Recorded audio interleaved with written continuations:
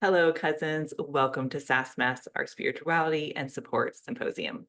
Think morning witchy chats around a warm campfire. The recording has started, and by participating in SASS, you agree to read and accept the terms of engagement, which I will post in the chat. We ask that you mute during the recording for clarity during the meeting and for the afterplay. We will now get started with a few announcements. Hello, everybody. Hello. Hi. So, no new announcements, but the kind of ongoing announcements are we have an app, woohoo, which I think everybody is on. Everyone that's on this call is on the app. But for those that might not be, or for those that are listening, so we have an app that you can join for free. And we have a courtyard space for the witches that might be following us or joining our lives or just looking for community. We have the courtyard, so you can go ahead and join that. And we're just at the beginning, so we will be planning more content. We already are. We're already planning content, and we actually already have a lot of content that just needs to be edited. So that's exciting. Looking forward to what more we're going to do in that space. And then your foundations, if you're a member, all of your workbooks are there. And then the guild is also in there. And one exciting thing with the guild is we added sacred moon meetings. So it's the day before the full moon that we're gathering. So that's a new and exciting thing. To join the Spellcrafters Guild is for those witches that complete the foundations working.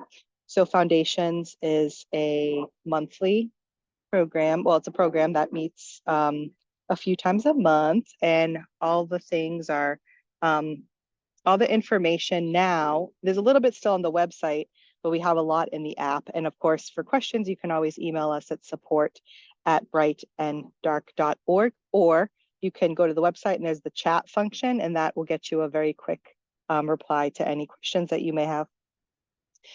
The other thing that's coming up that we are doing, this is our third annual autumnal convergence. And so every year, for the last 3 years, but every year we will get together around the autumnal convergence. So this year that's at the end of September. So we already have a great group of witches signed up. It's super exciting. And so we are all going to gather in Oregon, and we're going to meet. Yeah, we still have tickets available. I think Whit's going to make a post about that too in the courtyard, and that is just for, and that autumnal convergence is for members. We had once done an event in Salem, Massachusetts, for the public, and someday that's what we plan on doing, like more events. But for right now, we can confidently feel like we can put on this autumnal convergence for our in-person event for the members, and that's what we're doing. So that's going to be right around the corner. It's coming up. And yes, all our events are posted. We did find out one thing about the app.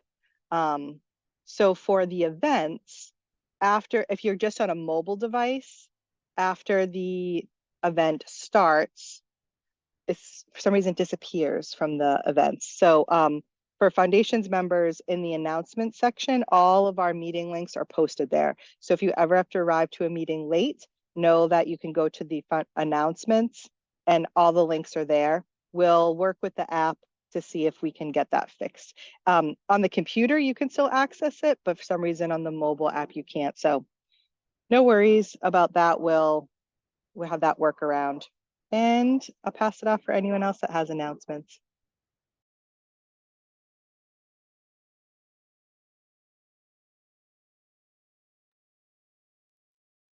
I guess I'll go.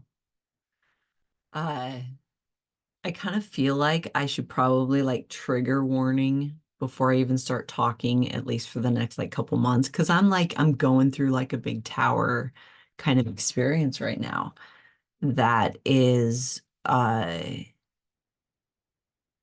like changing everything in a way that is I can see the logic and wonderful stuff, but it's also like a big change. The short of it is that I am uncoupling with my partner uh, and moving out of Alaska.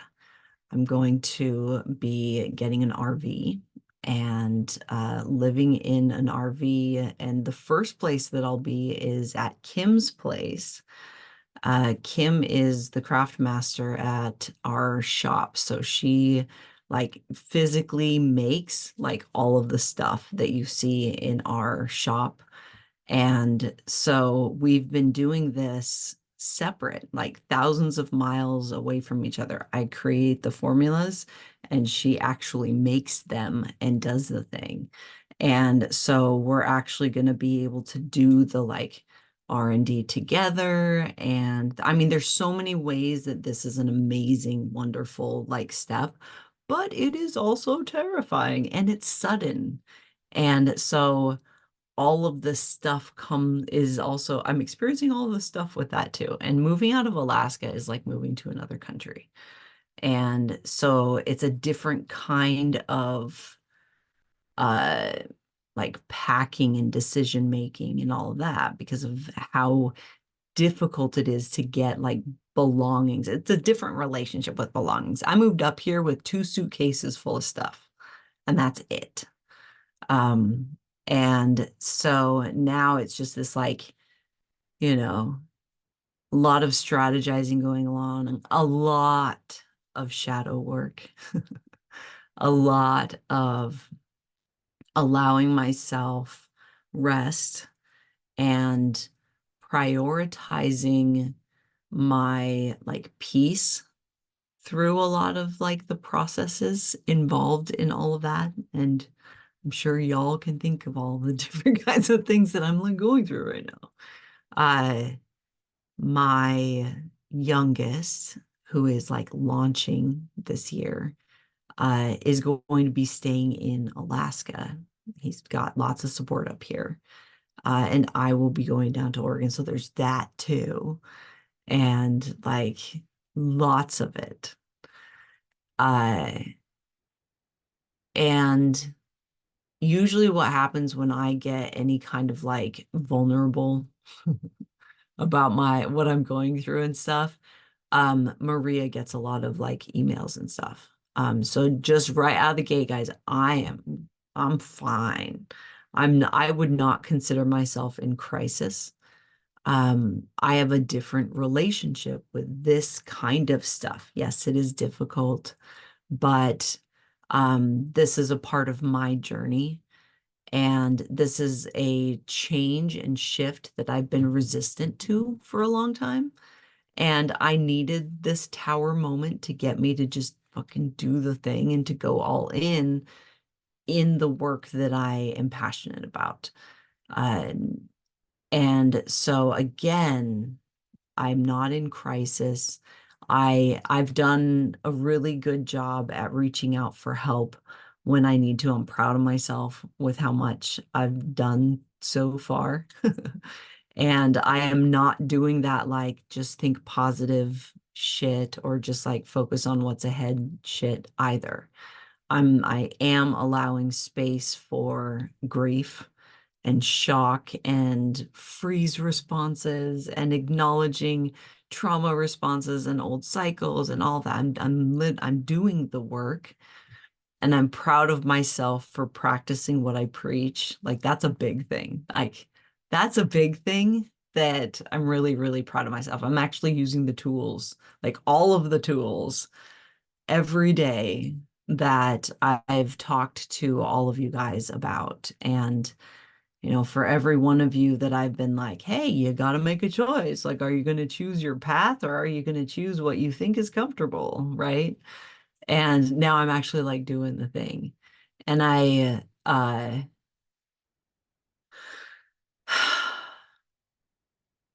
and I don't know what the future, what my path looks like in the ahead. I don't know what that looks like. Uh, and I'm actively trying to stay really present with all of everything, and to only act on the data that I have. And so it's requiring a lot of this, like really, really a lot of presence, and it's very tiring. All at the same time. And the reason it's so important for me to just like be really like present is that to support my physical body through this. My physical body's epileptic, and I have a lot of the way that my body is put together. The flow of emotions, the flow of letting things go and letting things move through me and staying very present, that practice is necessary for me, because like it's kind of like heightened in that. I know I'm kind of like going all over the place, but it all comes together. It's a whole like I feel like I'm in this massive like boot camp to get ready for something like really big, because it's testing all of the tools. It's like actually requiring me to truly live a life aligned with what I believe in, and that is in having a sincere relationship with everything that I engage with, and to only having, things that are meaningful to me in my life, and engaging with things that are meaningful to me, even down to that the whole packing and purging process, deciding what to keep and what to let go of, right? That has really brought forward that practice of my relationship with things that are like disposable, or my relationship with stuff, you know? Uh, so yeah, all of the things. And I'm all over the place all the time, with this, because I'm a big picture witch, and I see like all the connections of all of the things.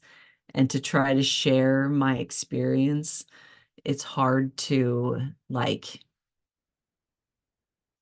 uh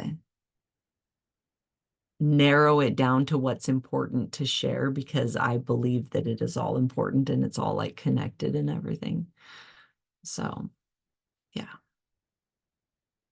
that whole like the thing that this is another like whole rant, guys. Side quest, but it kind of makes sense. It's kind of I'm seeing this like thread that is making sense as to why I'm in this position that I'm in right now and what's going on here. Have you guys heard of the seventh fire prophecy? You guys heard of that? Look it up. Like, go look it up, because it's really great. Like, write it down and go down like a Google hole, because I am going to misquote it. Goose morning, Petra. So look up the seventh fire prophecy, because I'm going to misquote it, because that's how my brain works. But there is a point in this prophecy that this group of people, uh, they're like the rainbow people or something, are presented with a choice of a path to go down.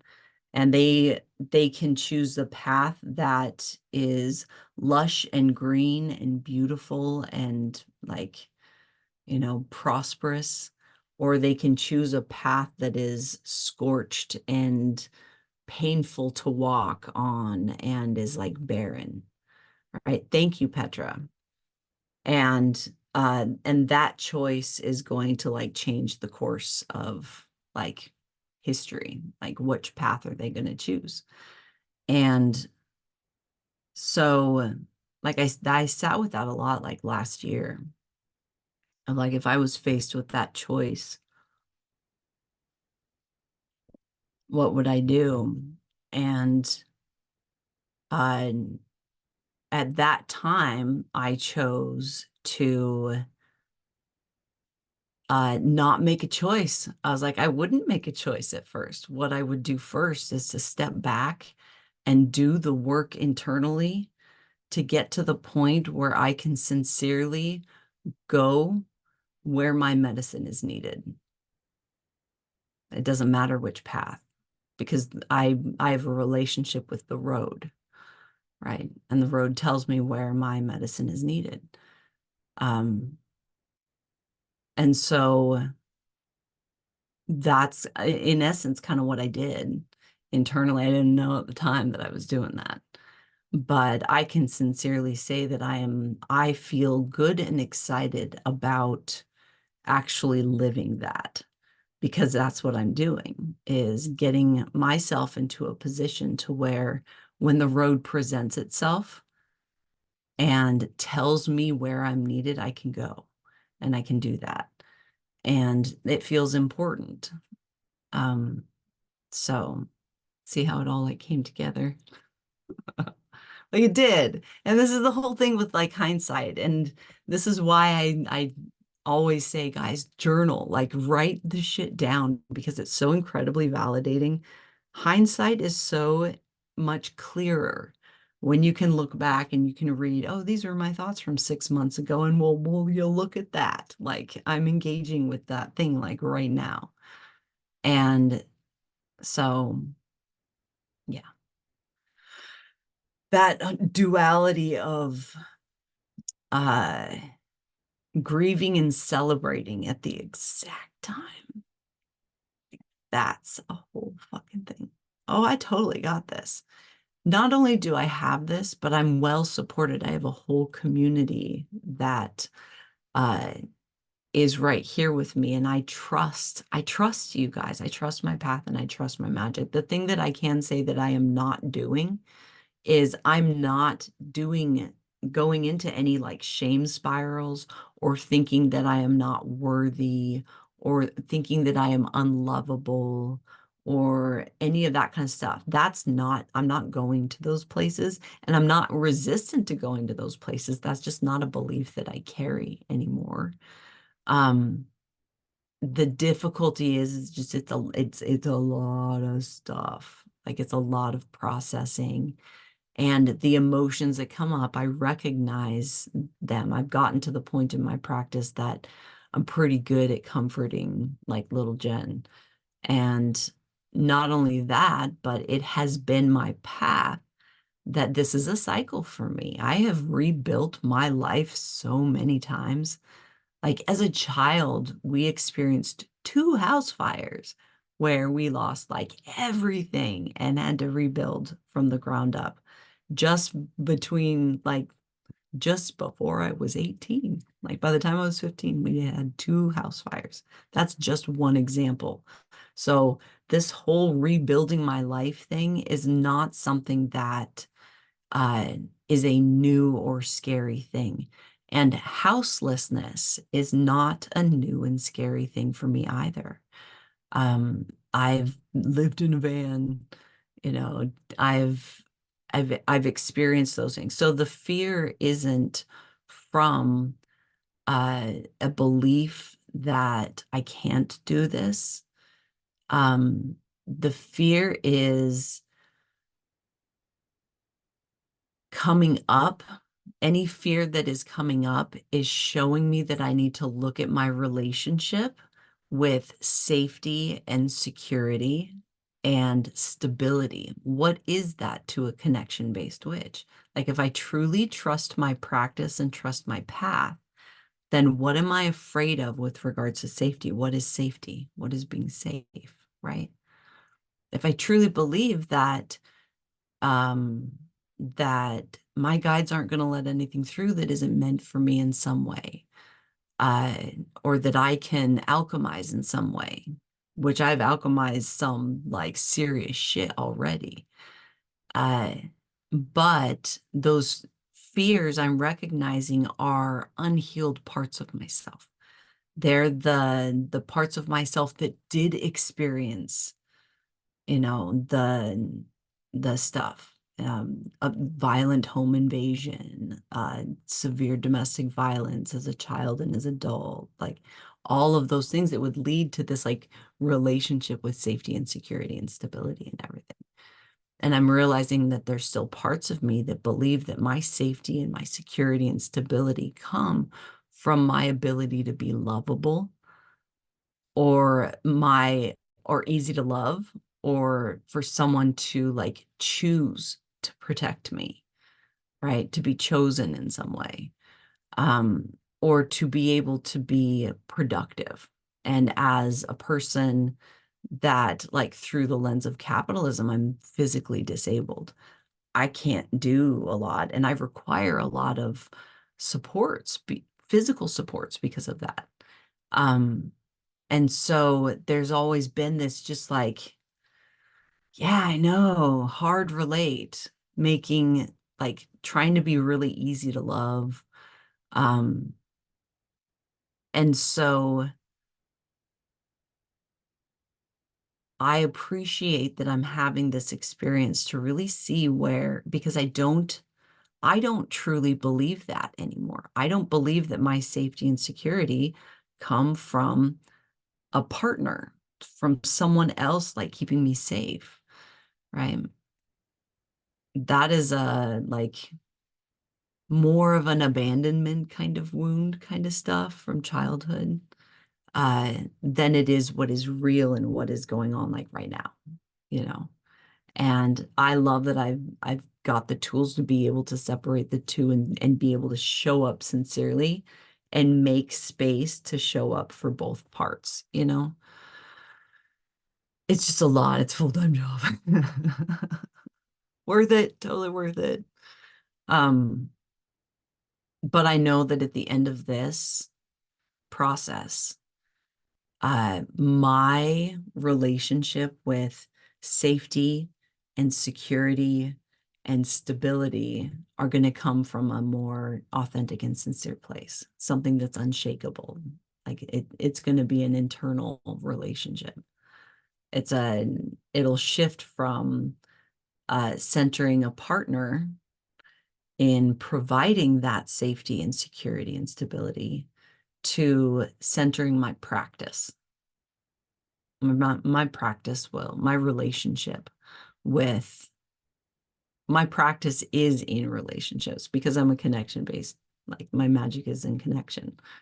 And so that's the shift that I'm making. It's coming from my relationship with my life, not in someone else's ability to protect me. So that's some big, deep shadow work and fucking relevant, is it not? Like, it's like I hear that that's this like theme going on. It's like a cosmic theme too, isn't it? With do we have any astrology fucking weirdos in the house? Astrologically, like it's super aligned. I know just enough to get me in trouble about astrology, you know. Uh yeah, man. And so the other thing that anyone at any moment can raise their hand and join the conversation, or I can just keep going too. Like, I don't mind. I'm a verbal processor and I'm literally isolated in Alaska. So I don't have anyone to talk to up here. Well, I have Casey. But the other thing that kind of came up is, in your 20s when no. I was a like serial monogamist. Like, I'd literally go from one relationship to the next, like maybe weeks in between. I had that relationship with like being alone or by myself. Um, and so, and we all know there's nothing quite like a new, like limerence to help stuff like the grieving process or like get over an old relationship, you know?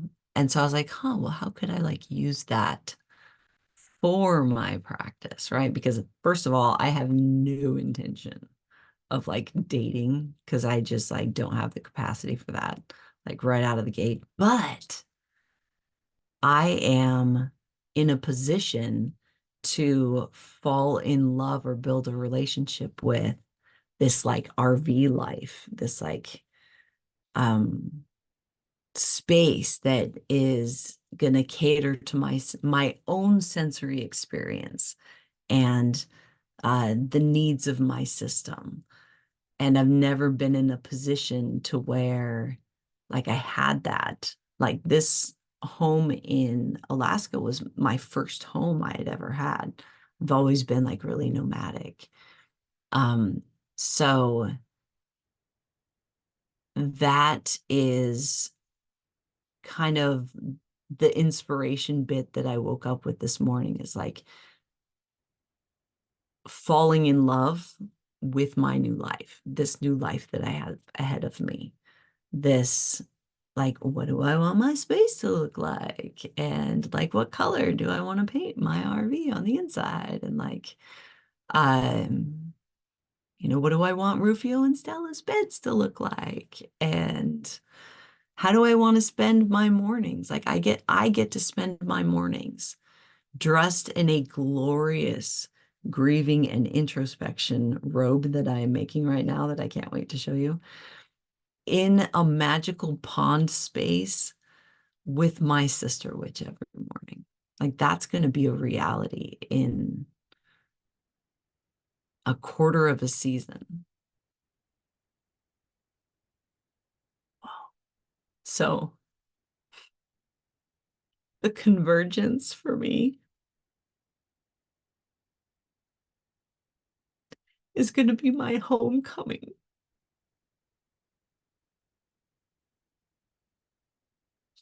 Because I'm not going back to Alaska after the convergence.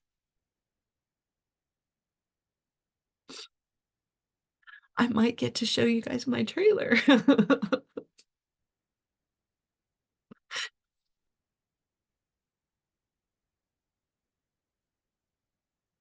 See, there's so many layers to it.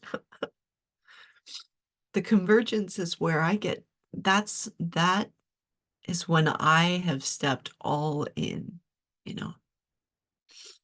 I'm no longer engaging uh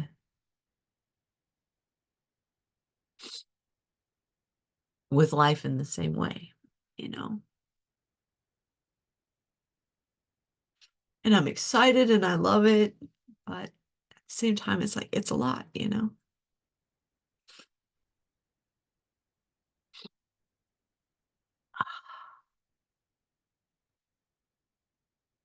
And there's so much that's just very tidy about all of it too. And I think that I needed that because I'm a stubborn bitch. I needed that like validation from my guides of like how tidy a lot of things are. I've been saving air miles for the last like 3 years because I was planning on like taking my kids down to like Tennessee to visit the family farm and like this whole thing, which they're not able to do because of their schedules anyway. So I've got all these miles, and now I'm able to fly Kim up next month to come and help me purge and clean and like take a bunch of luggage down there. It's cheaper to fly things down in your luggage than it is to ship or put anything on the barge. So like easily like half of the price to do that. So I'm not only able to get Kim up here in September, but I'm able to get my cousin to come up in September just before I go to the convergence to do the final like flush and purge and pack and everything. So like right, I know, Taryn, it's so tidy that the sense of community is what is needed for that, like van life, to be really, or RV life to be really successful. Uh, so like I have all of the pieces, I really do. And like it's so tidy that like I don't have to do this alone either. I can have some of the people that are really close to me help me do this also. And it's just it's great. It's great. It's great. So there.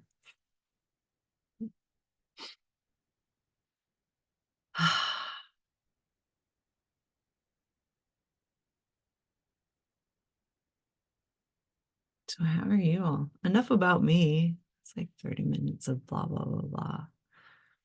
I am proud of how I'm doing all the things. And that's my goal. Like that's my North Star through this whole process is that I want to go through this uncoupling process and moving process and everything in a way that I'm proud of myself and I'm proud of the decisions that I'm making and that I don't fall into those like traps of like that there is a bad guy in this situation.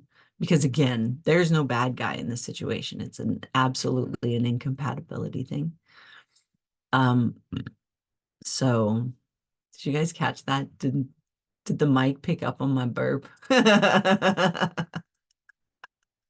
came from my soul, guys. Uh yeah. So there.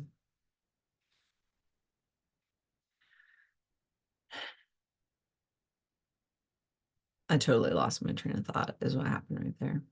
I got distracted by my belching, as one does.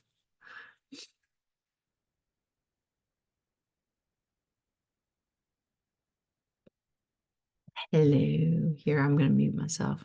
Get it, Roxanne. So I'm gonna like completely change directions here.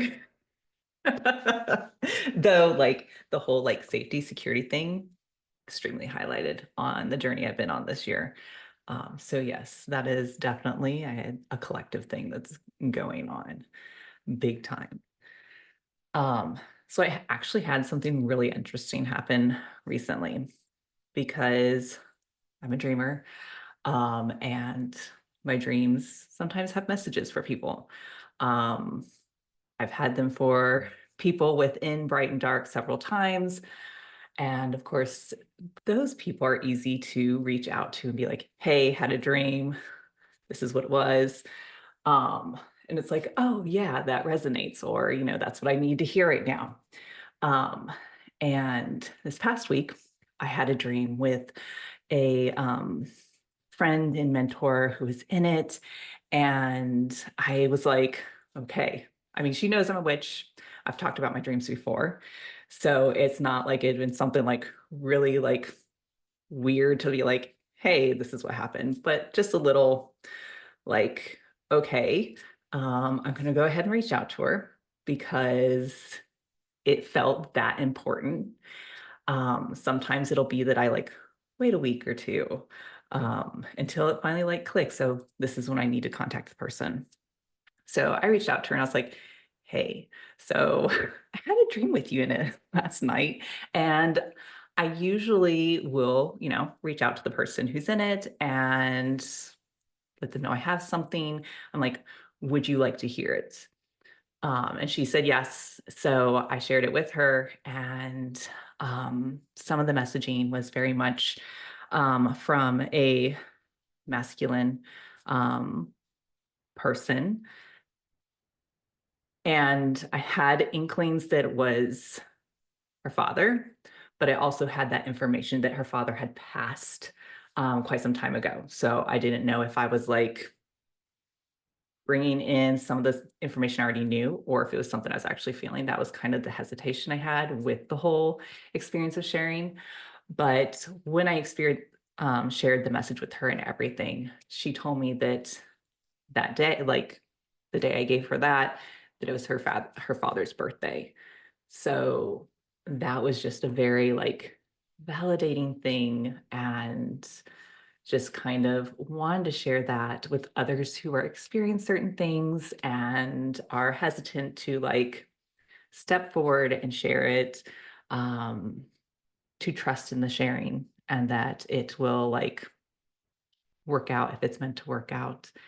So yeah, just felt like sharing that because it was very validating to have someone who is not connected in the way that we are here at Bright and Dark to actually like give that validation of yes, that's definitely like resonated with them and it came at just the right time for them.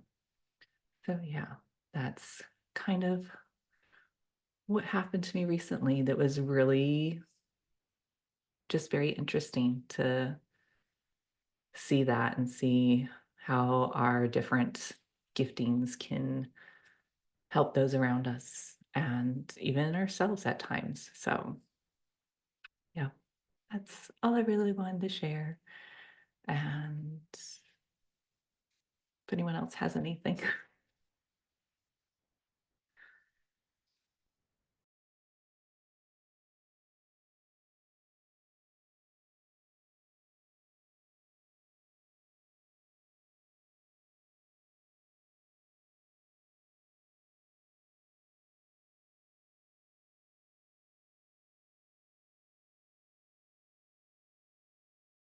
I was gonna raise my hand, but then I figured no one's talking. So I have something kind of similar to Roxanne, but it's not about dreams. But I think I was talking to Wit the other day about how, and I was actually thinking about posting this in the app, but here I am. So I'm just gonna go for it.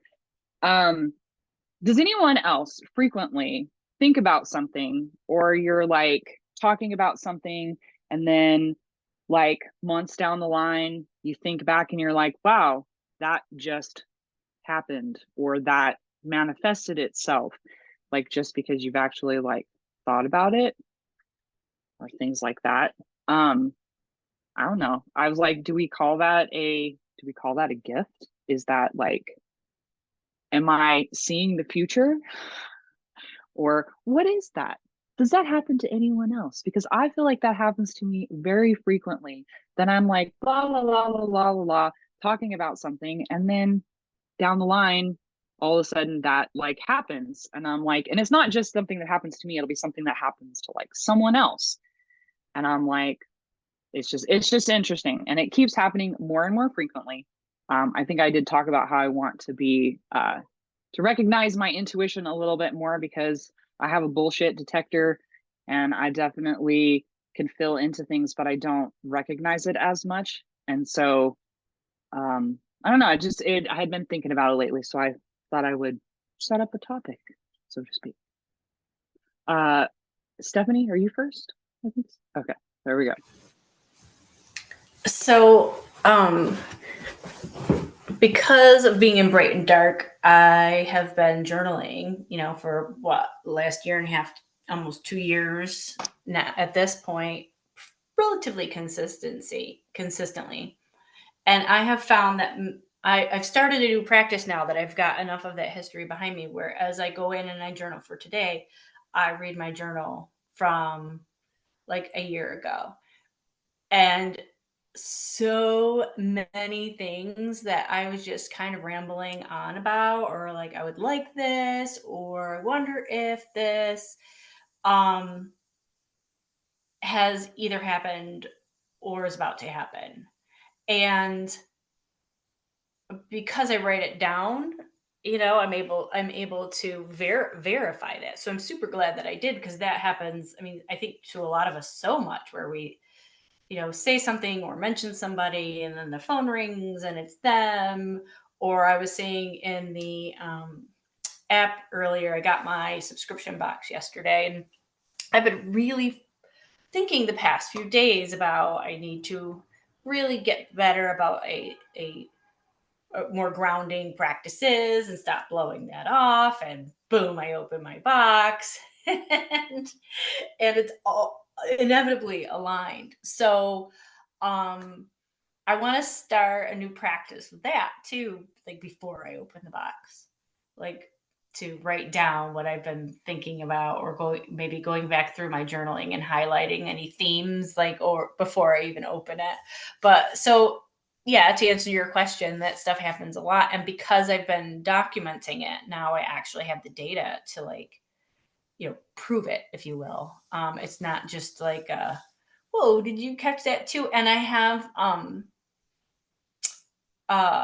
my friend at work, we do this stuff all the time with each other too. We'll Snapchat each other our random thoughts and then be like, the other person can validate that stuff too. So the documenting for me has become very important, and it's just become a regular practice. And I found it like really helpful to help validate those feelings so that maybe when they come up in my daily life, I'll notice it and trust it more. So that's how I've been doing with that. I'm not sure. Is it Maria? Are you next? Are you up next? I believe so. Okay, I did it. I thought Ezra was next, so I was like, I have time to get a snack. Oh, sorry. Hold on. So, hi everybody again. So this is a great question. It's something that I thought about so much over a long time, decades of time. So I so much to say on it. I feel like all these thoughts are flooding in, but okay, let's start from the first thought. So the first kind of thing it made me think of it is tarot, like when I do tarot readings, when I used to do tarot readings more. And it's like when you're, I don't know, in the zone, whatever that means to you. There's so many words for it. So when you choose to kind of engage in more of this type of a thing, like choosing to connect with the unseen, I think that covers maybe all of what I need to say. Like choosing kind of connect with that unseen. And in tarot, for me, tarot readings was oh, I get a lot of information, but a lot of times it's not going to tell me exactly word for word how it's going to happen, or it's there's still a little bit of unseen. Why is that? Maybe because we do have the free will thing, or maybe because other things may happen, where we're getting a snapshot of how things are now. One thing. It's happened to me, what Stephanie said is hysterical, reading back a year. And there are some things that I've wrote the exact same thing and I didn't know, and that's funny. But having do I think it's a bit of manifestation? I think it's multiple things. I don't just think it's one thing. I think that it absolutely could be manifestation. I also think it just can be your psychicness.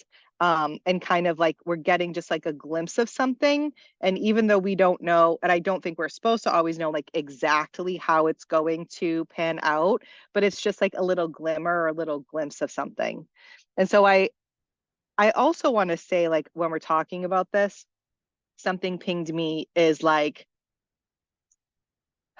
there's then the third, I guess my third thing that of us being witches and making things happen. And there's a lot around that I feel that I've talked to other witches about, and even I'm sure all of you have. And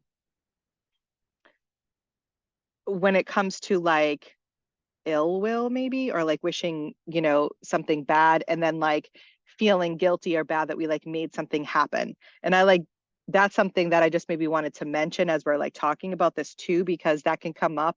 And because I've done so much deconstruction, I don't participate in a lot of the fear-based interactions, but they're still very present, and I still am seeing a lot of people experience that. And so I myself don't believe that, but yet I just wanted to mention it as we're talking about that. I don't know, it pinged me to kind of say for someone out there, when we talk and feeling guilty that maybe if something bad or sad occurred, that we somehow participated in that. And again, for me, I feel the manifestation piece of it is kind of between you and the universe and your guide somewhat, but more between you and the universe, and how things will just kind of come into play, that are for you. But I do think that we get these like glimmers or glimpses, especially because we're, I mean, even showing up to SASS every week, like we're participating in this, and therefore we're aware of it. And so we're more aware of it, and it's going to happen. Like these, the unseen, the unexplainable, what we call like psychic abilities or whatever. And so I see it more as just like that you're on like in touch with that frequency or that vibe. And that also, my fourth point maybe, is these kind of pings and confirmations of like, yes, you are a fucking psychic witch. And yes, you are awesome. And yes, like you are connected in this way. And like there's one person commented one time, was like, and like my heart broke when they say like, I'm seeing all these numbers, 333, 444, 555, 666. I see them all the time. I see my birth date all the time everywhere, but I feel like my guides have left me. And I'm like, well, what do you think the numbers are? Like, you know, like, but like from a genuine place, so it's just like how we, there's like this element of, I guess this is when you call what some people call faith or what we call belief, because right, these are some things that are like, maybe we don't have an explanation for, even though there's like way more science than there was, but like some of these things that we don't have an explanation for, and then we rely on like our own belief or our own faith to just say like, yes, this is what this was, like this was a confirmation for my guys, or this was a message from me that like I'm on the right path, or that, you know, like I'm connected in this way. So thank you, Ezra. Maybe whoever's next. Yeah, I think it's me. Yeah, I saw you were going and I was like, I need a little more time. So I like unclicked and then I clicked it again. So that's why you got psyched out. So I really like this question. And for me, like that structure of like, I was actually just reading a book last night that was like an esoteric book that was talking about like the Kabbalah and stuff like that. And essentially it's all talking about like thoughts becoming words, becoming physical reality. And I feel like my beliefs say that that's like actually the structure of like how the universe works. And it's kind of like I heard recently, and I love this analogy, that it's kind of like a mushroom, that there's like networks underneath the ground, and that's like, you know, the behind the veil type of thing. And then when you there's like a connection that happens when you have the thought, right? Like, oh, I just thought that maybe one day I could own my own shop or something like that. And then you start saying that, you write it in your journal, you know, like you start like believing that that is something that, and that's really where I think the crux of the issue is, if you believe it. Because I think if you think something and you immediately believe it, then you can immediately see it like in reality. I think that's where we're seeing like an almost immediate result, and then other things take longer. And I think that some of it, that is just how long things take in physical reality. And sometimes it's, do I actually really believe that that's something that I want, or that I deserve it? And that's where like, you know, the shadow work kind of comes in. And then like, and so that's why I always like, since I joined Bright and Dark, and I realized how much like communication is important in my magic. I've gotten like calls over and over again to be aware of my words, because they're spells. Like, and so the way, like the more you talk about something, you bring it into existence, and the more it's going to show up in your reality. Because when we speak about something over and over again, or write it down over and over again, like we are changing our beliefs. We're creating a world where that makes sense to us. And then like with the mushrooms, we're watering it. We're giving it the moisture it needs to like come out into the physical world and have a body, you know, have a physical shop, have, you know, like the physical resources to create whatever is necessary to make it run and that kind of thing. And so I think like what Kim was saying is, and I think Maria pretty much said it, is that the reason like a lot of us are so aware of it is because we're witches. Like we're actively participating in that process, and we're becoming more and more aware of it.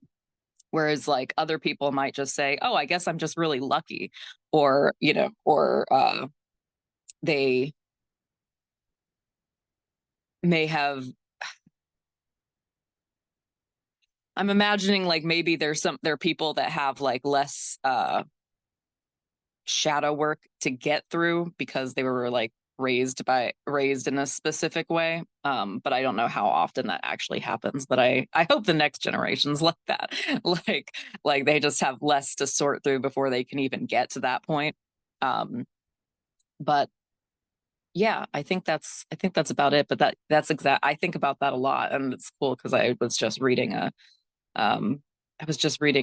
book about I think it was almost like just a recap, but it was essentially saying it was a recap of other ideas where they're pulling from so many different like ancient texts, and they're all kind of saying that thing like hey, your thoughts become your words, become your actions, like that kind of thing. And I think that I've also seen that show up in my life quite a bit as well, and I think it's cool that we're talking about it, so thank you for bringing it up, Kim. Let's see. Who's next? Roxanne? Yes. So Ezra, I love that you talked about, the power of our words, because that's the first thing like I wrote down was like our words have power. And we've talked about that like in the past. I remember talking about it at the very beginning of Bright and Dark. And so it's something that as witches, we may not have that always like in the front of our mind and like conscious as we're talking that our words have power, but we do know that. And so that was like a big thing that I thought of, Kim, as you were sharing that. And it does relate a lot back to our intuition and trusting our intuition. And that is not always an easy thing to do, because even within speaking the words and manifesting, it is still linked to our intuition and to our emotions and feelings. So as we continue to do this shadow work, our words become just more powerful because we're actually able to connect with the emotions that are conveyed by the words that we're saying, which then manifest that which we said. But also there is that knowing within us as well. And just like knowing that it needs to be spoken so that it can become reality. So that was kind of what came to me as everybody was talking. And then what was the other thing that, oh, Maria, when you talked about how then sometimes us worrying about the words we have said that we've used, and something bad happening. The one thing that I have come to feel that's more aligned with me is that when I have those thoughts and when they start coming about, my actions and follow through are different. And the universe, that's a lot of times what it sees. It doesn't just see our words. That's why just speaking something for manifestation or even an affirmation, just speaking it, it's not always going to come about, because our actions have to go along with that. The emotions that we are intended in doing are really what's going to bring it to life and have that like whatever it is that we spoke come to life. But yes, it took a while for me to come to that with what I think and the words I speak, and worrying about, oh my goodness, did I just like, are these going to be events that cause some harm to somebody because I thought it or spoke it? Because words are power, especially as a witch. So that was one of the things that I have come to realize and kind of what has felt right to me when it comes to more of like having those negative thoughts as someone, cuts you off as you're driving and everything else. So I think that was everything I had. Yeah, that was it. So Renee, you're next. Hello, everyone. I real quick when just kind of piggybacking off of what Roxanne and Ezra said, one of the very first things that like I feel was just like a very powerful magical moment for me when I first started Bright and Dark was when I made my candle and I wrote on it, "This is magic because I made it magic." And I like felt that, and but what I was gonna say about the topic Kim brought up is I've noticed in myself, and I don't know if other people have noticed this, but like when I have hormonal fluctuations, it seems like the synchronicities and the messages come on a lot stronger and they come on like just full blast. And one of the ways I can tell that's going to happen is like my sinuses are like beyond Thunderdome, like they're just a wreck. I can smell nothing ever. And but when like that stuff starts happening, I can suddenly smell like every smell and I'm not used to it. And it's like I get like sensory overload in like every single one of my senses. But usually the first thing I notice is I'm like, oh shit, I can smell things, like stuff's gonna happen. But and then the other thing is some stuff that I've been reading, which I'm just kind of kicking this idea around, but like it kept popping up in just everywhere all the time lately is the pineal gland, that's like our third eye that's inside of our brain. And I was just reading something that where they think like for witches, like our pineal gland is more active than other people, and that there's kind of like a biological aspect of it too, which like I said, I'm just kind of like looking into it right now, but I find that really interesting. It still exists on like lizards, but what it is it's like an eye that can see light and dark, and that's what releases melatonin for our sleep. But yeah, there's a lot of interesting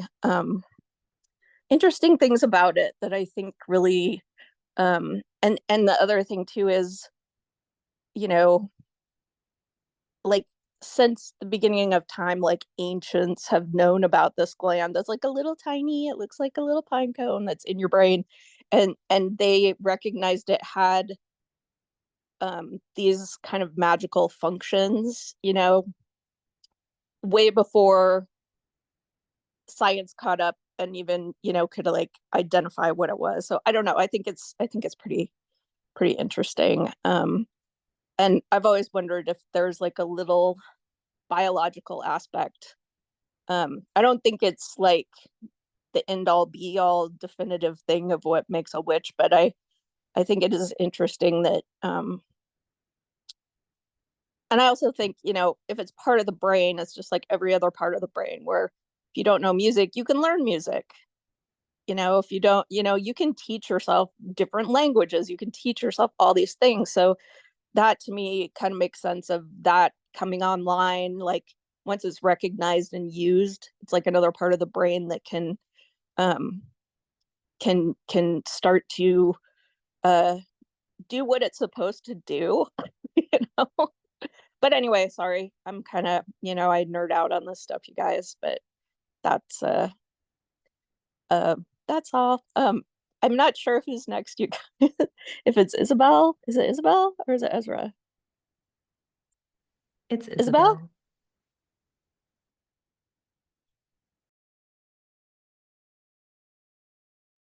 There it is. Sorry about that. I love this topic because last night I was working on that foundations program from a new site. And working through it, I too was looking at my notes from this past year. What I realized is that in working through a lot of that shadow work, I thought, well, I'm coming to find out for me is that, yeah, the shadows have been coming in layers where I thought I had dealt with an issue from my past. It's coming up again in from a different layer. So maybe one thing might be healed, but now something else is coming up that I need to work on. And one of them was that is the self-doubt of my gifts. I know where that comes from. And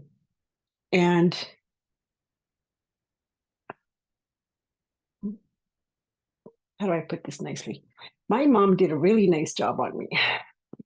And it's okay that I admit it to myself now. You know, that's her issue to deal with. I have to repair my relationship with myself as a child and understanding that it is okay. And I am in a safe place now where I can say, these are my gifts, and I don't have to explain myself to anyone. That is the most difficult thing I've had to do. Coming out to people and say, hey, you know what? I heard something I said. I dream of a particular thing and it coming true, and not being able to say, well, in the past, now I can, but in the past, like not being able to say, oh, I dreamt this exact thing, because I didn't want to be thought that, oh, maybe I'm not all there.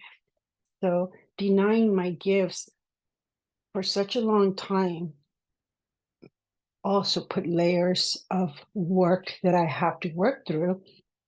However, I just find it so beautiful that in this journey of coming to find myself, I am rediscovering who I am and where I want to go.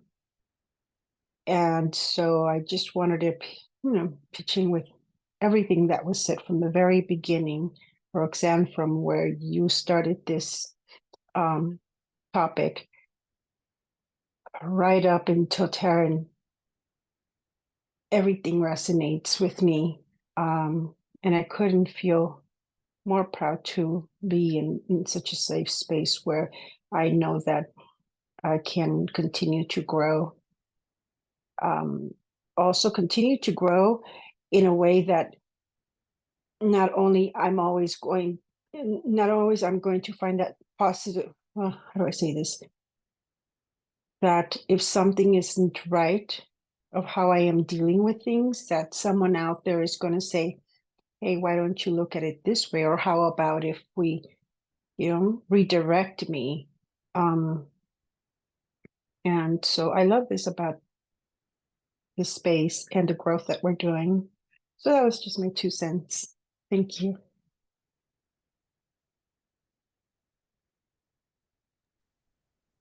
Is it me? Yes. Oh, I'm so sorry. Yes. Oh, thank you, Isabel. So I wanted to add something about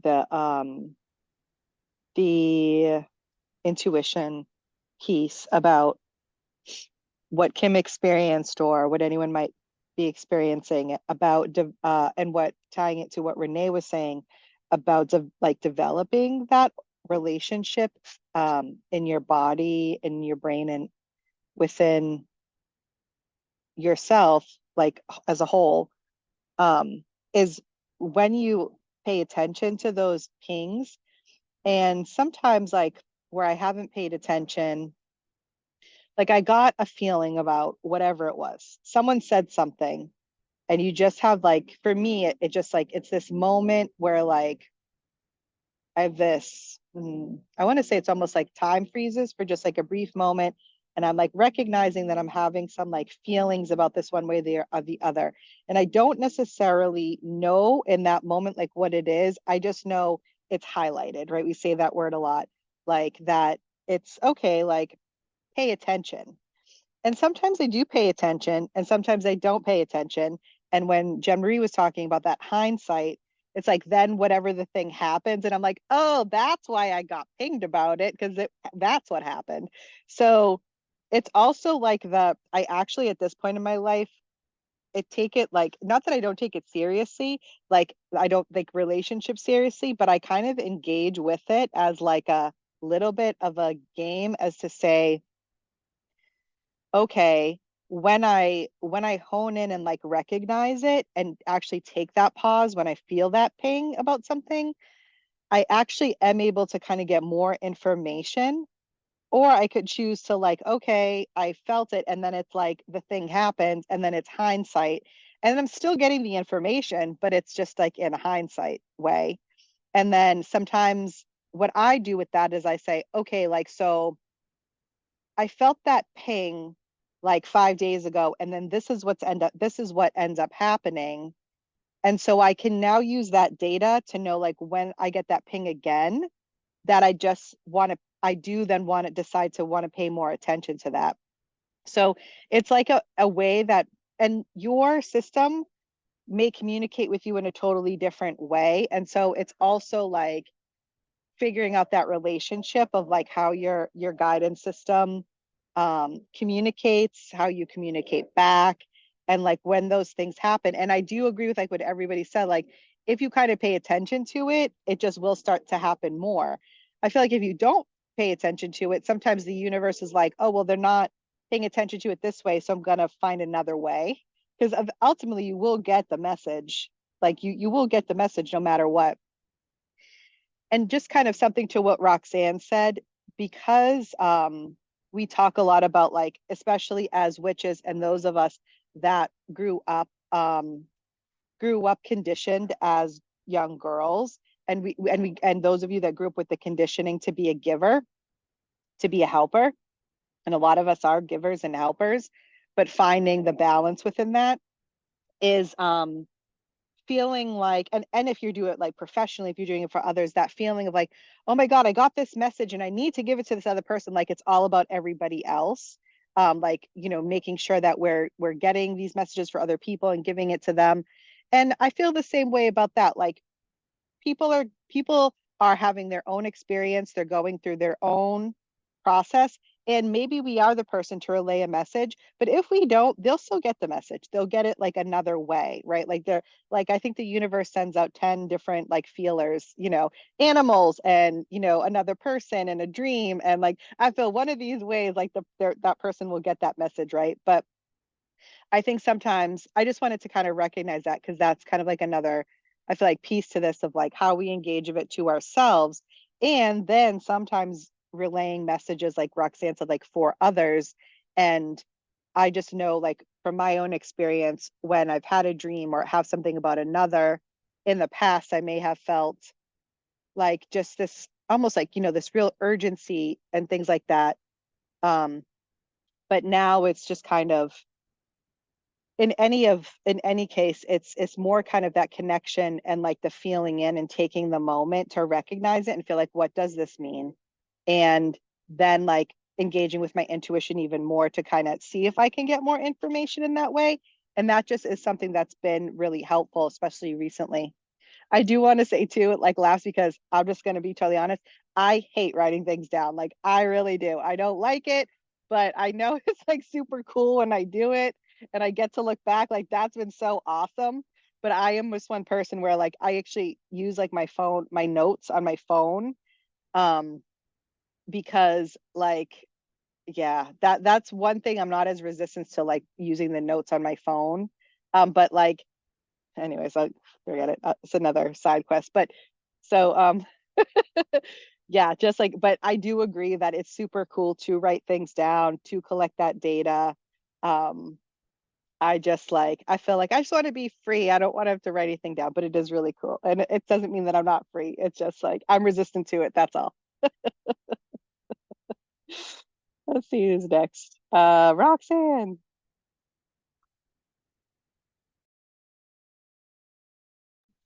I thought Ezra was next. Ezra, did you put your hand down then put Oh, it back up Ezra. again? No, I put it up a minute ago, but Go ahead. if you go first, it's okay. Oh, okay. All right, I'll go ahead and go because it's really quick, for sure. One thing that just came up, Maria, when you were talking at the end with journaling, um, that's one thing that I know I got hung up on for a while was writing everything down. But the thing is, we always have our phones on us. We can do a voice note and just record it, especially if you hate writing things down. So I just wanted to say that to give people other ideas of how to journal besides having to write everything down. Oh, okay, that's what it was. um, I love that we're talking about intuition a lot today. But the one thing that I have found in my journey this year with doing some more of the somatic work and everything else, which has a lot to do with feeling safe in my body, is as I'm doing that work and feeling more safe in my body, I'm able to connect with my intuition on another level and hear it a lot better. And I'm using hear just because that's the word that's coming up, but it can be anything. So that is one thing that as you're doing the shadow work and everything else, and especially a lot of the deconstruction work, and we talk a lot about intuition, and there's always that fear of not connecting with your intuition the right way, or are you even connecting with it? Because I had a lot of that personally at the very beginning of my journey. And even today, the intuition part sometimes can be like, okay, is this intuition or something else? But I have found that as I have really feel more safe in my body, and it definitely brings up that whole safety and security theme going on, that's when I've been able to really hear my intuition better, and have a deeper connection with it, because a lot of that information that we're getting is communicated through the physical body. So that is something that I have just found that this year, as I've done this work, that has really helped me into understanding and connecting with my intuition a little bit differently.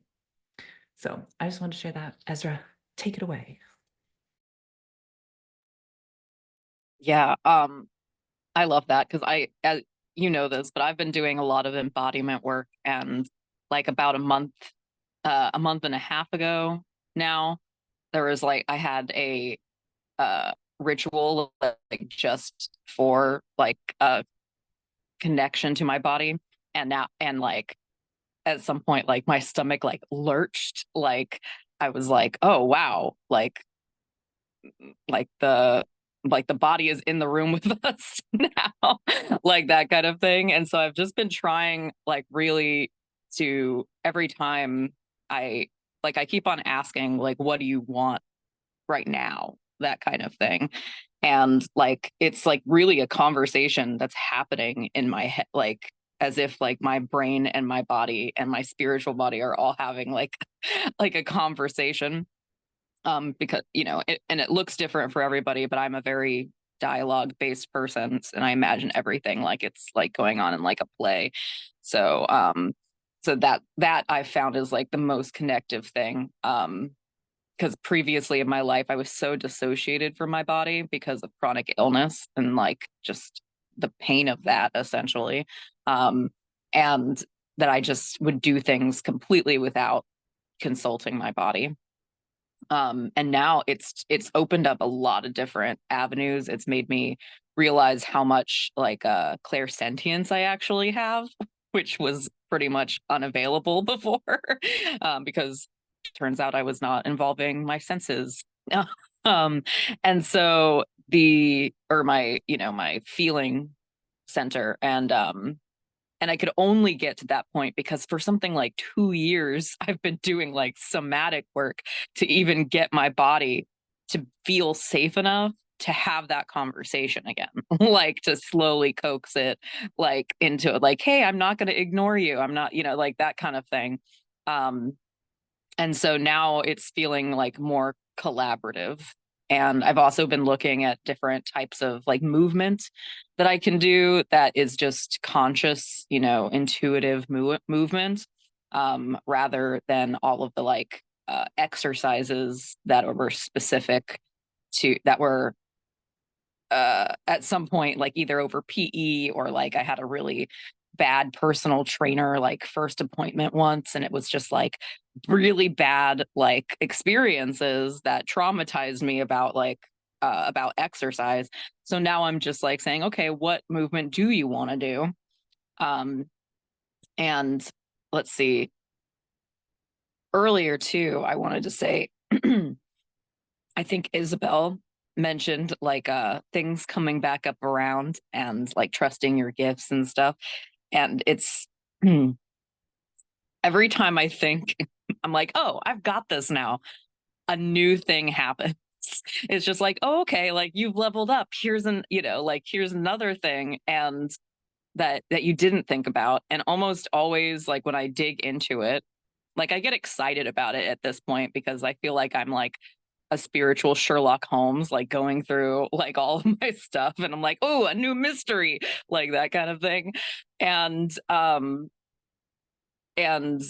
like even just recently I was like, oh, why am I feeling like so annoyed about this specific thing? Like, why is this really digging into me? Like, I'm really surprised to have like that level of like vitriol directed at a behavior, type of thing.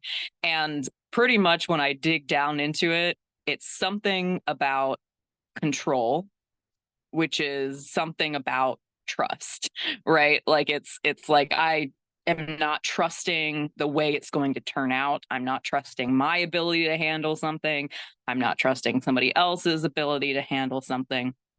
I'm not trusting my gifts, like that kind of thing. And it's definitely a learning curve, like when you start realizing that you are able to do things like that there are things that have been discredited, like pretty much systemically discredited and delegitimized. And there's a lot of people that still very much believe that way too. And so it's like trying to hold your own self-image clearly is a big part of this work, it feels like for me. And I was just talking about with Ocean the other day too, but it's based on, I remember this book that I really love that talks about magic. It's called The Name of the Wind. And like the core of magic in that book, I think about it a lot because it's the ability to hold two opposing ideas and in your head at the same time, like two different beliefs. And that's what it feels like sometimes, this like self belief work that we're doing is like holding that and also acknowledging other people around you are not believing the way that you do at the same time. And it's hard. And it's kind of like it's a continuous process to continue to do that, because it feels like you definitely like get to a point where it clicks, and then as soon as it clicks, it says, okay, let's kind of go, what about over here? Like, what about over there? Like that kind of thing. Like a new person is introduced that like, prickles you in a certain way, and that introduces you to, a new part of yourself that you weren't aware of. And then going back to also, like, I kind of just like made notes as you guys were going. So so the pineal gland, I just looked it up because I wanted to have it. Like I've looked into that before, because I got really into neuroscience at some point right before I got into magic. And the what I didn't realize is that it produces melatonin, and that's really interesting because I feel like I've been having a lot of really cool, like intricate connective dreams lately in the last several months, ever since I started taking melatonin, like pretty like every night, essentially. Um and it feels like something that's connected me, like it's a new connection that I made. And also that the pineal gland is like called the third eye. And so that was just a cool connection that I noticed. Yeah, I think that's it. Let's see, I'm not sure. I think it's Renee. Yeah. Since we're talking about the pineal gland real quick, and it is like a third eye. I mean, it's like literally a third eye. Like it used to be an eye. But the first thing that kicked me off on this, and like I said, it's been just popping up and popping up and popping up lately, is when I was taking my unicorn class, they were talking about like the unicorn horn, like basically grows out of the pineal gland. And at the bottom, this is, mythologically, historically, at the base of the unicorn's horn, there's supposed to be a jewel called a carbuncle that's right underneath it. And so I think that's really interesting. But what I wanted to say is I just wanted to say, Maria, like, I appreciate your wisdom so much. And when you were just talking about like resisting the compulsion, like there's just so many things I feel like I'm a baby witch and it's like, oh yeah, I like there's these things I do, but I can learn from Maria because she you know what I mean? Like it just kind of straightens me out a little bit, I guess is the best way to say it. But Oh, and can you then say more on that? Say I more. can say more on that. Okay. Great. So there's just certain things like when you were talking about just kind of how it's not like if you receive a message, it's not your response, like the message will get there. Like it's not our responsibility to make sure that, we're the ones that deliver it, basically, and just that um sometimes I don't know if it's just like overexcitement on my part or whatever. Like when things ping or when you get a message and you're just like, it's happening, and to maybe just like incorporate it and wait for more validation before just kind of going crazy with it, yeah. But there's just a lot of things like every time I feel like I meet with everybody that again, I'm so glad to have a group and be able to share other people's wisdom because um I feel it's a very like tempering kind of um it's very tempering to me and instead of, you know, I feel like it keeps me out of trouble in a way. You know? or like from like going too far in the wrong direction with something, like I feel like it's especially when it just clicks, when you're just like, oh yeah, of course that's the way you should do it instead of, you know just making something up. Can I Uh, respond to that real quick? yes. It's like, and I'd say, it is like consider your audience too. Like, so for example, like I have a relationship with Roxanne, but I feel like if I called Roxanne and say, hey, you're in my dream, can we talk about it? And like we'd talk about it together.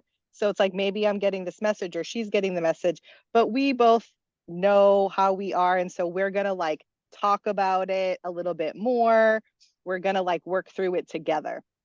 but then there might be like that, Sally next door, and like I have a dream about her, and maybe it was like really, but like I don't know Sally. And so it's like I have a choice of like, do I want to just go up to Sally and say, hey, and I've done that.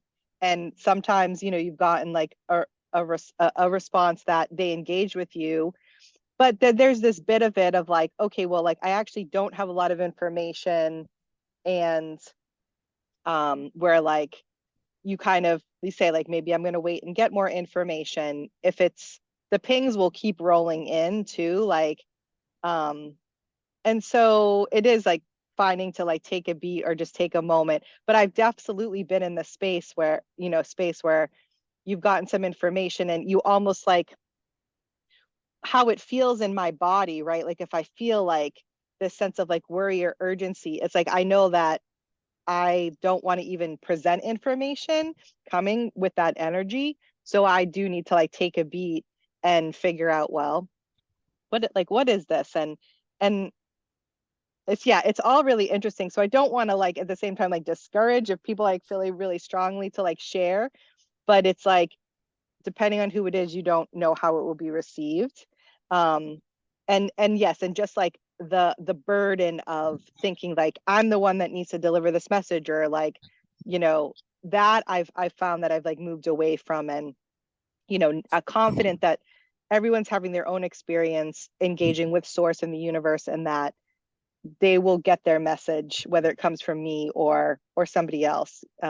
So yes, but there's so much to say about that. But thanks, Renee. I Yeah. appreciate you. Oh no, I appreciate you so much. And I actually kind of like put my foot in it not too long ago with that, because I like, I have like some clairaudience, and I just had this name like spoken to me. Someone I don't know. I can't even remember what it was, but I wrote it down. And then I went and met with my local group, and I was like, does anyone know someone named so and so? And one of my local witches was like, I do. They're like my Facebook friend. Like, I don't know them well, but I know them. And I was like, and she was like, what's the message? And I was like, I don't know.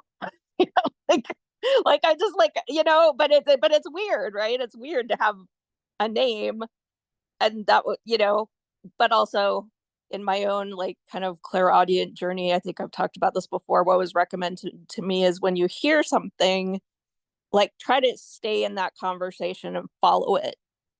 And instead of it just like being like the little radio blurbs that come through. And I'll have to look it up because I wrote it down, because I had somebody say something the other day that was so ridiculous and funny, that I would never say in a million years. I'll look it up and I'll put it in the chat. But I just wanted to say one more thing about like feeling the magic in your body.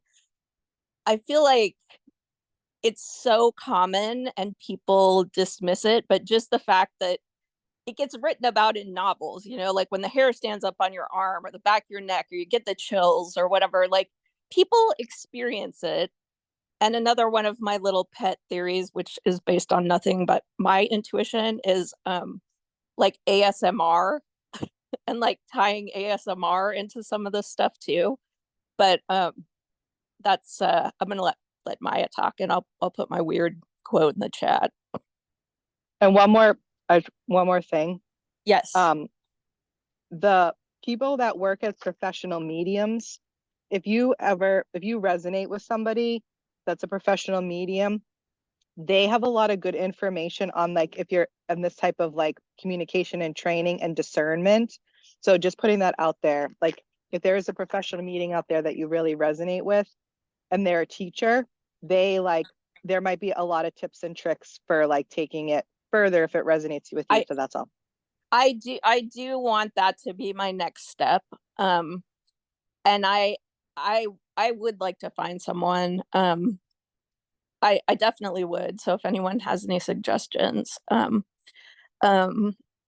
yes, I don't know if I've mentioned this, but I've had a couple of kind of interesting experiences with professional mediums where I don't know if it was when I was younger. I don't know if I was just being a stubborn asshole, but I had one woman that was like a pretty famous palm reader tell me she couldn't read my palm and she wouldn't even take my money. Like she, looked at it for a long time. And then I was with my husband's aunt, and there was someone doing like oracle cards, and Barb's like, "Oh, let's go over and get our oracle cards read." And there was kind of an apprentice, and I don't think I give off like a scary vibe at all. I think I'm kind of like a Care Bear, and this younger woman was like, she's like, "I'm afraid to try to read your cards. I'm gonna go get my mentor." So I don't know if I was, like I said, both of those when I was younger. I don't know if I was giving off some sort of hostile vibe I didn't know about, but um before shadow work, But yeah, but I definitely would be interested in yes, in kind of seeing if it goes somewhere. So okay. I think Maya's up.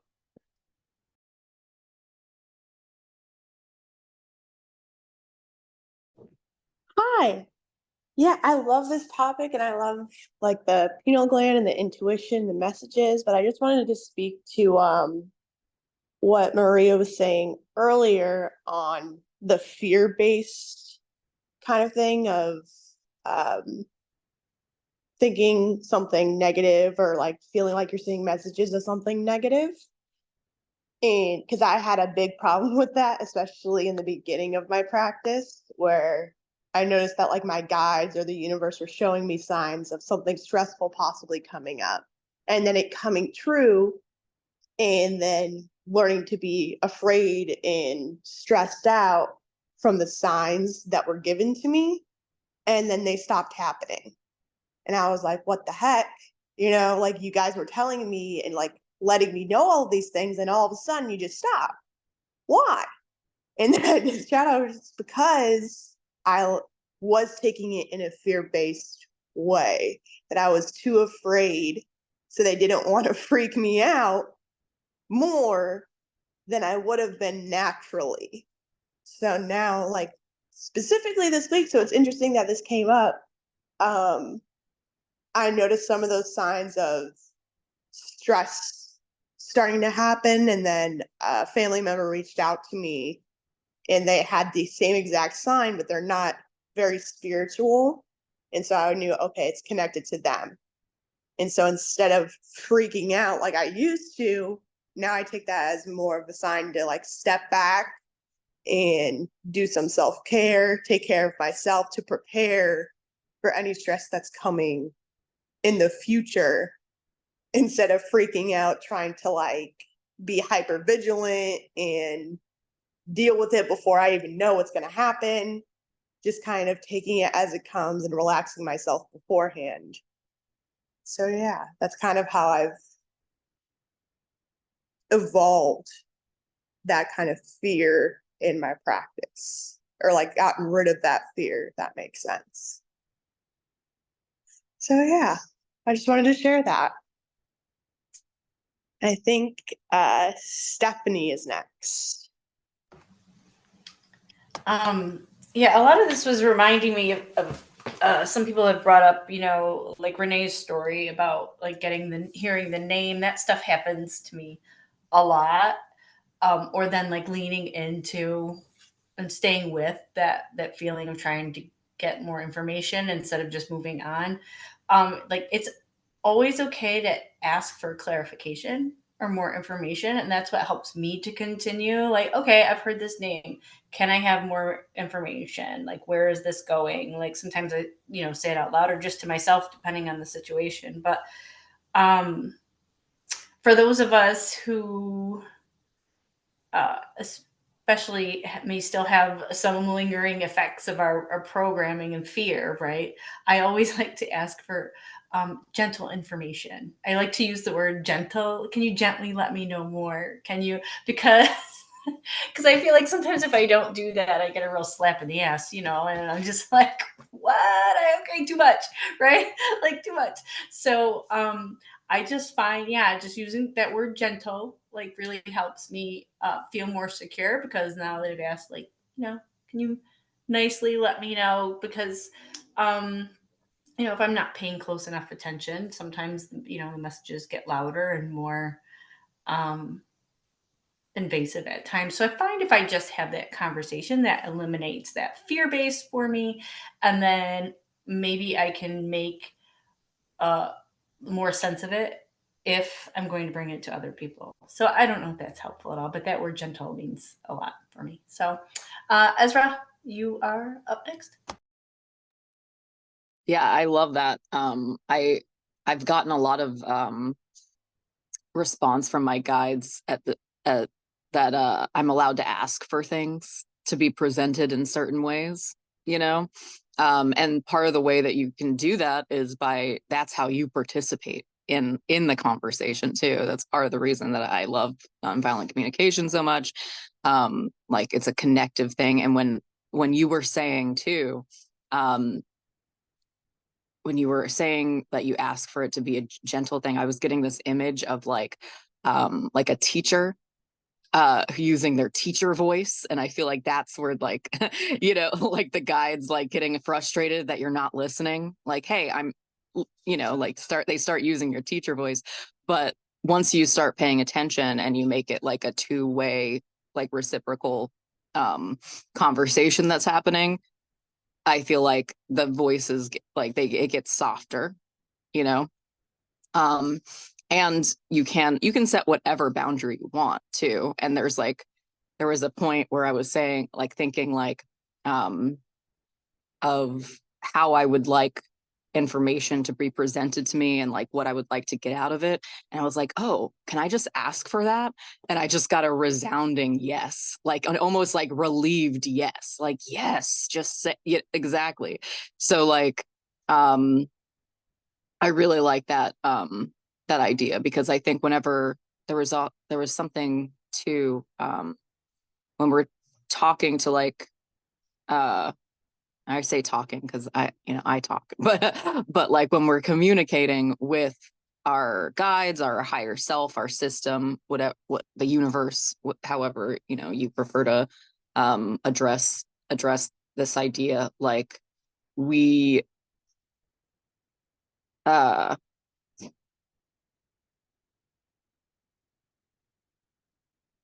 our belief work really comes in handy, because some people like, and I say some people, but like I'll just say like I like I remember maybe like a year or so ago, I was like, oh, things can be easy. Like it doesn't actually have to be hard. And we've given, and like I think especially like through capitalism and then just the way we're raised, we think that the hard things are like we're earning our place somewhere,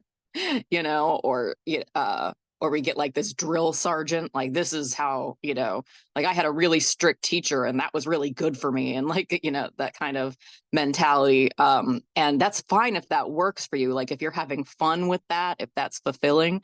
But I feel like most of the general sentiment is like, why are my guides so mean? Like type of thing. And I think that totally works as far as like as a type of camaraderie. But if you don't prefer that, you can ask for something else. You can imagine something else, and you ultimately get to decide how you believe it's going to work out. Like if you feel like you will only learn if they kick you in the butt, that's probably what's going to happen. And but if you create a world where you're receptive to things that are gentle, then they're just more likely that it's going to show up in that way. I didn't know that the pineal gland used to be an eye. So that's really cool information. And it makes a lot of sense, because I think in my belief, everything in physical reality has a spiritual correlation. And so even if it's like I made the example of like a paper bag or something like that kind of thing, even things like that we think of like plastic or something like that, where we're just like, oh, that's like some kind of like unnatural thing that's polluting the environment. Even that has like a space, like it may be a spiritual frequency that's saying like, I don't care about the lasting effects of something. I don't know, but it could, but I feel like it has a meaning. For me, it there's some correlation to the spiritual world. To me, that's almost like what the physical world is the like the solidification of spiritual things that exist. I don't know, I got off track there, but like at some point I said that I feel like everything in physical reality is like a sigil, like it is a reduction. It's like a, condensed physical item that means things. And of course, because we're all separate beings with our own little realities around us, it means different things to different people. But and I the more I think about that, I'm like, I was right, actually. But at the time I didn't realize it, but I was like, but yeah. So, and which is another cool thing about journaling. Oh, I also wanted to talk about that because I'm a writer and I have a resistance to journaling. like to just straight up, like usually that's why I've had to like do drawings instead, and then I'll make little notes and stuff. But the idea of like having a neat little notebook with, like I love that image, but I'm so resistant to it. And so usually it'll end up being like I have tons of Google Docs that I just like start and stop, and I'll write, I write songs and stuff. I'll write, I end up writing short blurbs, and then, making a video out of them, that kind of thing. But it's very hard for me to sit there and just journal, which is also why I just want to say so excited about the app, because it's going to allow me to like keep it all in one place.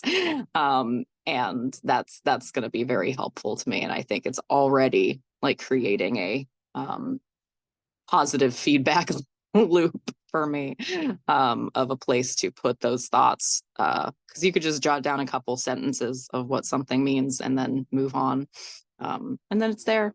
So I think that's it. Let's see, I'm not sure if it's Roxanne or Maria. Roxanne. It's me. First, I just want to do a time check, and we have a little over 10 minutes still left for SASS. So I want to do that really quick. And then I loved how you were talking, Ezra, about asking questions, because I recently had gotten that message from my guides and that I need to ask more questions. So I love how that just came about again. There's no connection whatsoever. The other thing is I keep going around and around in my head. Because Ezra, you talked about taking melatonin and then you're having dreams more. Was that right? Is it okay if I share something that just came to mind with that? Okay. So when you said that, it made me think about how melatonin and cortisol, our stressor hormone, have this like relationship. And cortisol is supposed to be higher in the morning, melatonin is supposed to be lower, and then the opposite in the evening. So with that, I was like, okay, well, if you're taking melatonin, your cortisol is going down. So your stress is decreasing, your hormone stress is decreasing, your body's actually able to rest, which is allowing you to go into the dream state. I don't know if that resonates. That came to me and literally like, it won't shut up in my mind. So I love that so much, because I actually went to a doctor like a couple of months ago, and they ran a bunch of tests. Like I'm getting very like into wellness now, and like slowly like bit by bit. And they were like, yeah, do you know that you're kind of like in like your cortisol levels are really high, like you're still kind of in a fight or flight place. And I was like, I've been working on that for 2 years. Why are you telling me? Like, I was like, why isn't it done yet? So that makes a lot of sense though. And I had a resistance to taking melatonin for a long time out too. And so it's been so helpful because I notice I start waking up in the middle of the day, like, and like really like when the sun goes down. So like like I start to get bursts of energy and like creative energy. So I need that extra help to shut things down. So that makes a lot of sense. So thank you for sharing that. I didn't realize they had that kind of reciprocal. Yeah. They do.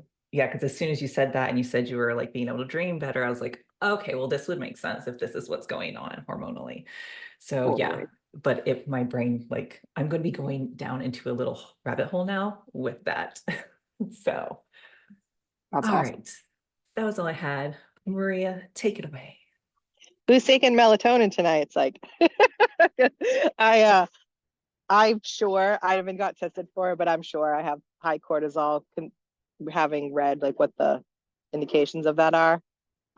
Same Ezra, I'm like, the sun goes down and I'm like, let's dive into the mysteries of the universe. Like 2 a.m. Like send me a text. I'll probably be like, yeah, I was just thinking about Atlantis and like whatever. Oh, my battery's low. So Oh my, I was just thinking about Atlantis at like really late last night. Hey, I was just watching I'll take something you about the up on that. Templars in Atlantis just like 2 days ago. see, Very sometimes you just put a feeler out there. You don't need to say the whole thing, and then whoop, you just see what happens. I was just saying because I mentioned like kind of seeking out professional mediums. I just like I'm someone that I listen to things and I take what resonates and I leave what doesn't. And I'm not one that like kind of follows like one person entirely. And so I just wanted to kind of say that like when we're looking for information out there, and I'm sure you do that already, but like that, like the discernment is important, and it's okay to like resonate with some things that someone says and then some other things might not, and that's like totally okay. Because I did put a medium that I follow in TikTok, and some of the stuff she said, you can tell, spent a lot of time engaging with this, and I haven't like listened or followed her for a really long time, so there may be things maybe that don't end up resonating, but some of the things I was talking about, I feel like she has kind of spent a lot of time on it. So that's really all I wanted to say about that. And thank you, Maya, like for sharing your experience. I know that used to happen to me a lot too. And that's like, I mean, we've said it a million times, is one of the reasons why having a shadow work practice as a witch does help you really sort through some of that thing. And a lot of times we may not even be aware of it, but we are like sometimes projecting. And because we're all still like sorting through our childhood stuff at the same time, as doing all of this, depending on where you are, within your practice. And so it's interesting, but it's just one of the reasons why I'm so happy that I do like have been able to engage in shadow work, because it's just helped so much with that fear-based part of me. And like the one funny thing is when you're all talking, it's like I have one boundary, like I don't want any spirits popping out. I don't want to see any like popping out in front of me. So anytime like I feel like that there might be a spirit like close, I'm like, I don't want to see you. You could talk to me all night, but I do not, please don't pop out, because I know I'll have like that fear response. And it's funny, like when I have seen them, it's in like mostly that like hazy, like kind of in between asleep and awake, when like I'm very calm and I don't have like that reaction. But I know me, like if you jumped out and scared me, like I would be scared. So like that's how I would react if anything like popped out. So it just made me think of that. I also have set that boundary. And I think I've talked about too, like I even set boundaries around particular times that I'm open to receive communication, and not like, like if I'm really tired and I'll be like, listen, y'all, I'm taking the night off. Like I really need to sleep. And And, it's usually great, like relationship that way. But thank you, Petra. Real quick, can you say what the name of that medium is, or just send me on TikTok Oh, or something? yeah. It's I think it's Megan, Alyssa. And I will definitely, I can send it to you. I'll post one of her TikToks in the app. Yeah, I just wanted to say a quick thing about sleep and things like that, just because I am a girly that cannot do melatonin. My body like metabolizes it so slowly. So if I take it, even if I'm like, I'm gonna take it at 8 p.m., the next day I feel like drunk until like 5 p.m. I'm like, well, this doesn't help me at all. Because I wake up and I'm like, I don't want to do anything. So I've had much better, like someone mentioned in the chat with valerian. It's a increases GABA, which is an inhibitory neurotransmitter and helps basically with the sleep latency. So it helps you fall asleep faster. That's what that fancy term means. And then also sleep duration. So like how long you sleep, and then sleep quality. It helps with REM sleep. So there's a part of that where the part of your sleep where you dream, that was very helpful. But the funny thing, I was just like, this is actually kind of nifty because I had to do a lot of research about this when I like came off those meds, and then my cortisol was like, I don't know, it was like in the roof. Like it was like I was vibrating it out my pores. Was learning about kind of like like non-pharmacological ways of like supporting your stress hormones and kind of like decreasing cortisol and whatnot. And a lot of it has to do with light. So I feel like it's pertinent when we're talking about like the pineal gland and it being like evolutionary, that it used to be like a light source. It has optical receptors in it. That's why people are like, it's an eye. And I'm like, it hasn't been an eye for like millions of years, but yeah, it's like fair enough. But it like has those sensors in it. So that's how it tells like when the light changes. And then that's when you're supposed to release melatonin. It's also why you get sleepier earlier in the wintertime when you live more in more northern places, or further away from the equator, I should say. The other, so I'm like, where my brain is going so fast because it's like, I love all this stuff. This is so cool. Right. So if you can get morning light in your eyeballs, like preferably without polarized sunglasses, for like 10 minutes, that can really help. Like, it doesn't like boost your natural cortisol, but it kind of like helps your body be like, oh, it's morning time. So that can be like as easy as like sitting and drinking your coffee outside, or letting sunshine like come on your eye, like sit on your eyeballs while you have breakfast, like whatever, like find a window, be a human plant. Going for a walk also is like can be part of it. That's how I do it. I like just go for a little stroll around my neighborhood for like the first 10 minutes. I try to do it as soon as I wake up. But then the other piece of it is that cueing your body to like, it is bedtime. So doing the neurodivergent, or like in our household we call it bisexual lighting thing, where like all the overhead lights go away and the like soft lamps and daylight like lighting and that kind of things, or is and keeping screens on like there's things you can get for your computer like Flux and whatever else that like automatically set it to like, here's your setting. Yeah, exactly. These help with seasonal affective disorder stuff as well. And then also sometimes going for a nighttime walk about like 2 hours before you want to go to bed, to be like, it's dark. Obviously I live very north, don't live as north as Jen Marie and Renee, but I like nighttime where it's dark out is like 11:30 here in the summertime, sometimes closer to midnight when this like it's fully done. But I still try to like go outside for like 10 minutes to be like, look, brain, it's nighttime, go to bed. So that some of those things are being like, oh, I am actually just a human animal, or maybe a very sophisticated houseplant, and I need these same things to cue my body to go to sleep. So I just wanted to have that nerdy info dump to share for everybody, because I was like, these are inexpensive. And for me, when I was learning about this stuff, I was really hesitant to try supplements and things like that, just because I've was dealing with that kind of medication trauma. And so I was like, I don't want to put things in my body if I don't have to. What can I do otherwise? So if you're like, these are free and also like very low risk as well. So, okay. Bye, friends. Thank you, Petra, for sharing that. I enjoyed it. I'm definitely like geeking out on this, and I'm going to be going down some rabbit holes after this. And with saying after this, it is now, well, 3 o'clock my time. So this is, I'm also bad at ending things. So thank you everyone for coming to SASS today and sharing. It was lots of fun, and I hope everyone has a magical day.